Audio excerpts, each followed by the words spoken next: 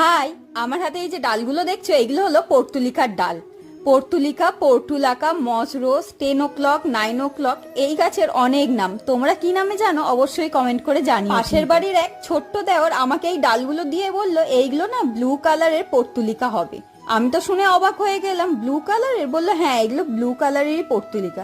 আমি ঠিক আছে, লাগিয়েই দেখা যাক কি রঙের হয়। লাল, কমলা, সাদা, আরো নানান রঙের পর্তুলিকা দেখেছি, তবে এই ব্লু কালারেরটা কখনোই দেখিনি। দেখা যাক ব্লু কালার হয় কিনা। এই ফুল ফোটে সকালবেলায় 8টা থেকে 10টার মধ্যে, তাই একে টাইম ফুলও বলা হয়ে থাকে। আর বেলা বাড়ার সাথে সাথে ফুলগুলো ঝিমিয়ে যায়। পর্তুলিকা কিন্তু রোদ পছন্দ করে, সুতরাং এই টব সেরকম জায়গায় রাখতে হবে যেখানে বেশ ঝলমলে রোদ লাগে। আর এই মাটি একদমই জল বসে না সেরকম মাটি তৈরি করতে হবে। তবে চলি, দেখা হয় পরের ভিডিওতে। চ্যানেলটা সাবস্ক্রাইব করে পাশে থেকো। টাটা।